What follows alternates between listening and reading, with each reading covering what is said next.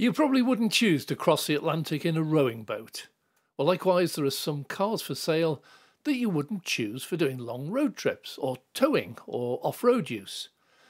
I'm not saying there are cars for sale that can't do those tasks. It's just that, like the rowing boat, some of them it will probably not be comfortable or ideal.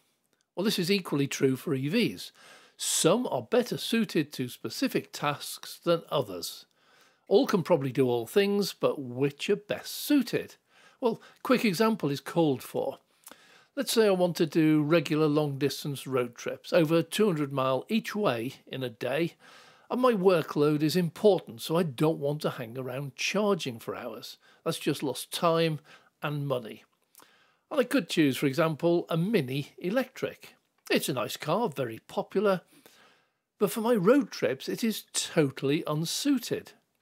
First of all, it has a small battery. The fitted battery is about 33 kilowatt hours, but some of that is always reserved on all EVs and cannot ever be used. Don't ask why. All cars have a reserve, nothing you can do about it. The Mini has 29 kilowatt usable, and this is projected to give it a range of over 110 miles. Well, next, it is not the most efficient EV, with a quoted average efficiency of under 3 miles per kilowatt hour used. Well, this is average, and the Mini is not the most aerodynamic of cars on the road today, so at 70 miles an hour on the motorway, you will not get anywhere near this figure. So for my 200-mile journey, I need to stop and recharge once along the way. Well, already this is not looking ideal, but I really like the car, so let's see what happens in real life. Well, that 29 kilowatt usable relies on it filling up to 100% and then draining it down to 0%. Yet your handbook specifically says don't fully charge it every time, as it damages and shortens the life of the battery. They recommend charging on average to 80%. Plus, they also advise never to drain it down to 0%, as this too will cause damage and shorten the battery's life.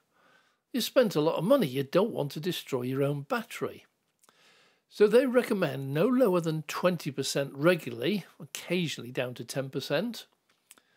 So, wanting to look after your battery and not destroy it, I can only charge to 80% and drain it down to 20%. With 29 kilowatt available, that gives me just over 20 kilowatt hours. Now, it charges at a rate of 49 kilowatt hours, so on paper that won't take long, but hold on. First, that is the maximum rate, not the continuous or the guaranteed rate. All batteries start charging fast, but quickly slow down. Well, second, the battery will take a lot longer in the winter than in the summer. It just does. The Mini website advises charging 10% to 80%, and it could take as little as 30 minutes. In the winter, I guarantee it will take a lot longer. So for my 200-mile road trip, I can top it up to 100% at home, just this once, and stop when it gets down to, let's say, 10%. And that will give me a range of about 95 miles realistically. A lot less in the winter. Then you stop and charge for about 30 to 40 minutes, back up to 80%, and then you're back on the road. Well, your range now is less than about 80 miles. So you need to do another stop for about 30 minutes before you reach your final destination.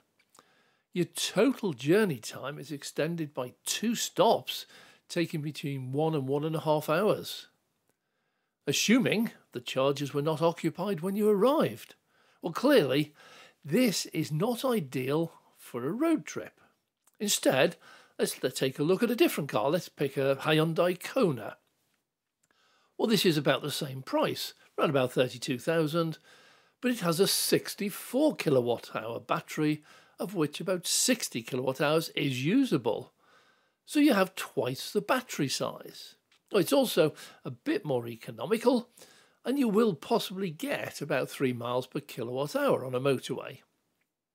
So from a full charge, Hyundai claim a range of up to 300 miles.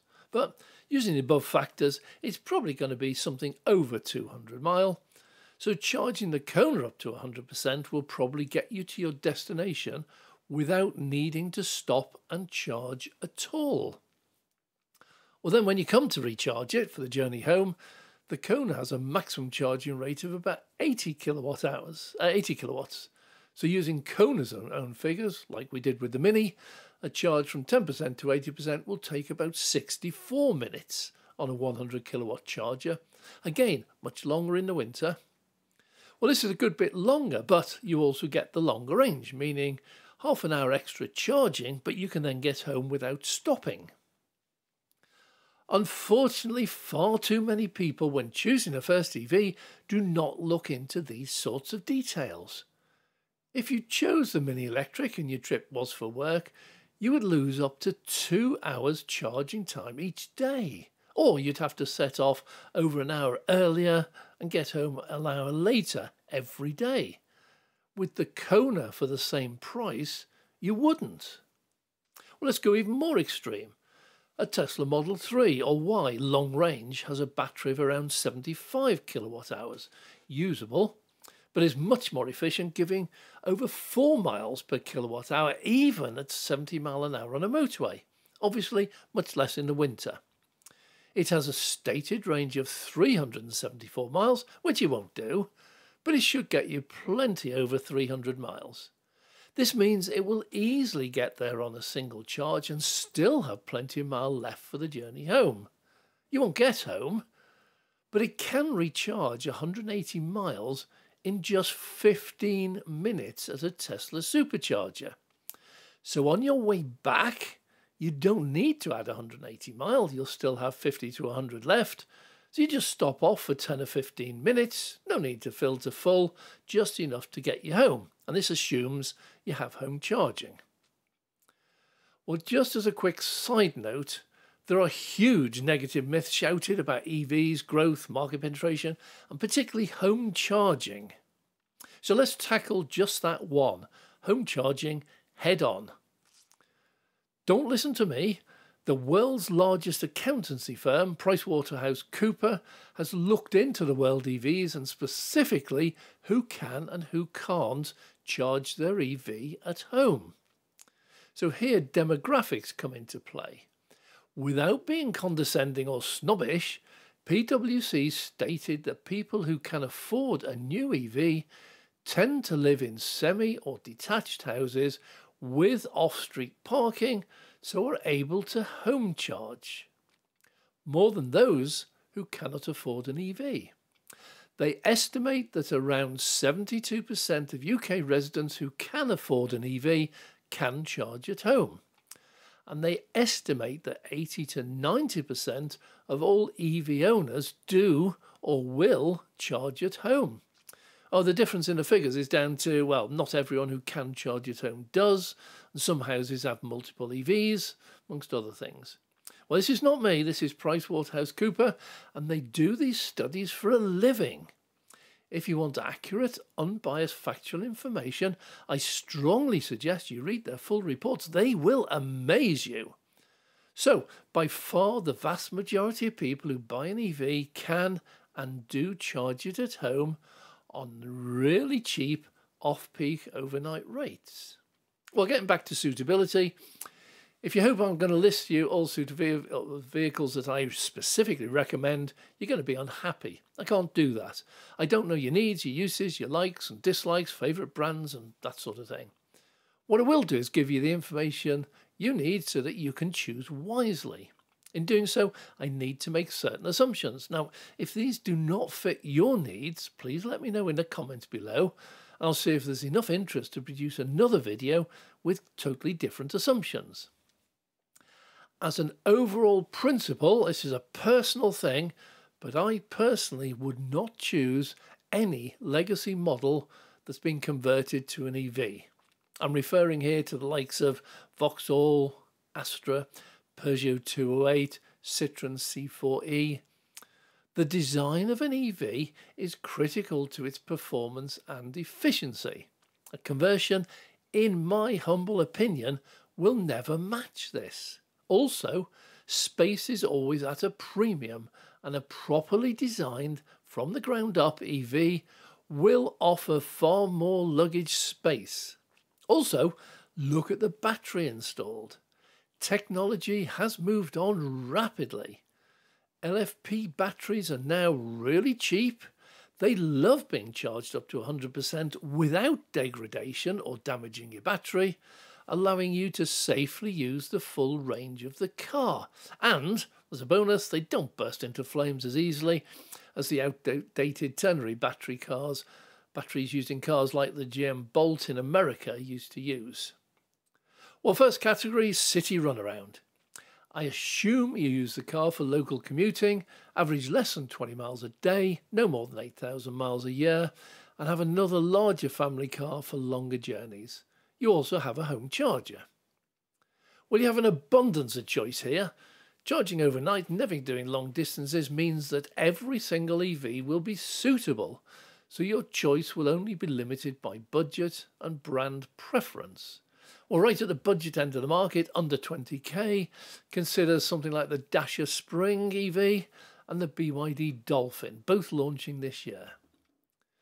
Moving up a bit into the sub 30,000, the MG4 EV stands out. It's stated as a great buy with most of the journalists. Moving up over 30k, there's a plethora of cars to choose from. Renault Zoe, Hyundai Kona, Kia Niro, or a funky car. Well, that's a must, if only for the name. VW ID3 and ID4. And then at the premium end of the market, over 40,000, you've just got your standout models, Mustang Mach-E and Tesla Model 3 or Y. Well, next category is the family car. I'm assuming this is your main car and you have one or more kids. You do a higher mileage, probably around 10 to 12,000, as you do use it for work, but also for family outings at the weekend and longer trips to visit Aunt Ethel, 250 mile away. Space and practicality are vital, and you do charge at home. Well, the starting point here is probably the MG4. It offers really good space, good features, and a reasonable range, all at an incredibly low 26,000 starting price. You might struggle getting the family and all its luggage to the airport, but all other times it'll be great. Once you get above 30,000, a huge range opens for you. The Hyundai Kona, Kia Niro, Skoda Enyaq, VW i3, that's probably a bit on the small side, but the ID4 works. Again, above 40k, the market opens up, and by far in the lead is the Tesla Model Y. It's a simply huge car inside, in a small outside package, and it's full of all the tech you could ever dream of and stuff you wouldn't even think of. Also look at the Mach-E, the Polestar 2, the Kia EV6, Hyundai Ioniq 5 and 6. Well, next category is road trips. I'm assuming here you do really high mileage and time spent charging is wasted time or money. Now here your budget will need to be bigger and you need to prioritise on range and charging speed, with charging speed and its availability being far more important than the sheer stated range. Well, top of the list will always be the Tesla Model 3 or the Y, or if your budget can stretch, the Model S or the Model X. These offer not quite the fastest charging speeds. That honour goes to the likes of Hyundai and Kia and Porsche for their 800 volt architecture and blistering charging speeds. But good luck finding one that is available that matches your maximum charging capacity. You're more likely to be bitten by a lettuce. Tesla is only 400 volts, but they are everywhere. All around the world, most now are 250 kilowatts, which can almost match the 800 volt speeds. You get about 200 mile in 15 minutes. But also Tesla's just launched its V4 chargers rated at 350 kilowatts. But where Tesla scores an almighty win is in their software. Get in the car, type in any destination anywhere in the world, and you get an instant route planner that not only shows the route, but it lists all chargers en route and selects the ones that you're going to need to use, showing availability and the charging time needed. It's absolute magic. Plus, if any charger en route is busy, Tesla have proprietary usage predictive monitoring software So if a charger is predicted to be busy or full by the time you would reach there, it will automatically switch the stop to another location on your existing route, which is likely to be less busy or empty by the time you get there.